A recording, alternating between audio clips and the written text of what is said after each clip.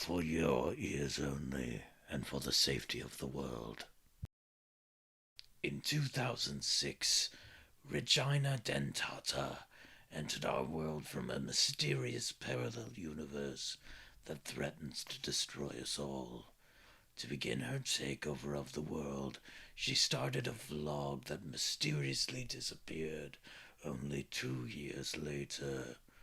For educational purposes, to warn the public of this constant threat to our reality, this vlog is being reposted. It is zero budget, with awful sound and editing. We know you will not be able to get through it, but you must. As citizens of the world, you must, for our futures will depend upon your knowledge of these strange beings from another dimension.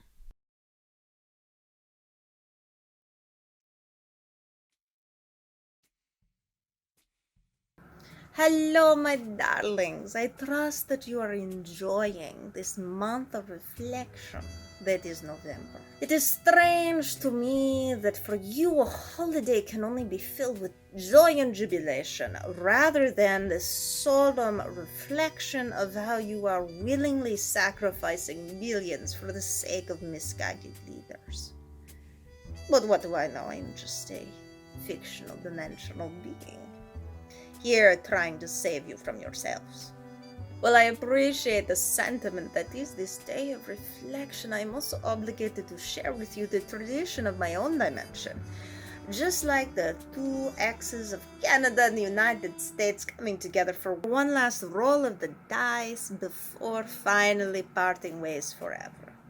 Of course, we all know they're going to come back together. That's just how it is. But you, too, can find your own self-reflection that is an often self-indulgent activity. As you have guessed, I'm talking about the depressing, sad, and regretful sex that often accompanies the day of reflection. Too often we associate sex with frivolity and vitality. Sex is so much more than that, darlings. Sex is the connecting force between us all. It brings together life, the fountain of youth. It can get us through the most complicated of emotions that can lead us to ultimate catharsis and resolve the stress cycle. Do you understand? Sex is powerful. Sex is magic, sex is therapy, sex is everything. When done correctly, when done incorrectly, well, we don't talk about that ever.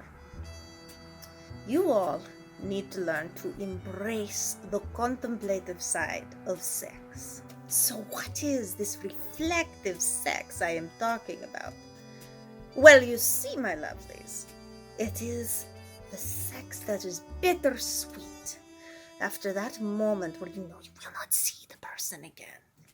It is the kind of sex that allows you to have a moment of quiet contemplation when the clarity finally comes and the world turns around in that one moment where you stand still and realize you aren't actually enjoying the pounding embrace of your lover.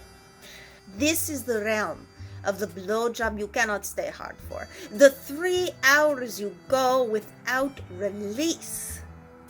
It is the moment when orgasmic release is no longer part of your desire and you simply do not want to allow yourself to go down the road of bliss. Instead, you take the road less traveled, skipping over the nut and going straight to the post-clarity. This is the realm of true contemplation that only trial and lots of error in sex can get us to. This is a place where you can make a change. This is the place where you, most importantly, can perform adequate self-reflection that is unselfish and does not contribute to your own overwhelming ego, because even amongst you, the most unconfident have an overwhelming ego on this planet. It's very true. So this month, remember, sex is not only for the sweet, but also for the bitter. And you must take your time reflecting, especially when you are 3 fingers deep in your thoughts. Goodbye, my lovelies. I love you all. Presented for your consideration, the spiders, Regina's roommates, will now talk candidly about social skills. Listen closely, maggots, as it is for your protection that... What do you mean I don't have social skills? Well, of course I'm going to be listening to this. The opposite of what you have. Oh! Burn! I know. Oh, that was a zinger! Social skills, I really feel, are how you interact with the world. It's all about finding a way of life that is true to yourself and true to society. Too often at times, I feel we put so much emphasis on the folk ways and mores of society that we end up repressing ourselves. I think Phil here is a great example of what a truly evolved species is going to be. Phil, at the end of the day, as great as he is, as caring as he is, always attempts to build his fellow spider kind up in every conceivable way possible. When it comes to social skills, he couldn't have done that without them. You know, such a charismatic, charming guy that you can't help but appreciate him and everything that he's done for you and anyone else who's lucky enough to know him. I completely agree there, Hank. Thank you very much for those kind words there. I do have to say that, as somebody who does like to build other people up, the reason why is because when you realize how big the world is, how big all of our problems are gonna be, the easiest way to deal with everything is to put somebody up on your shoulders so they can reach it for you. Well, that's true. Remember, We're always here, we're always watching. We'll get through this together. Thank you so much for the question there.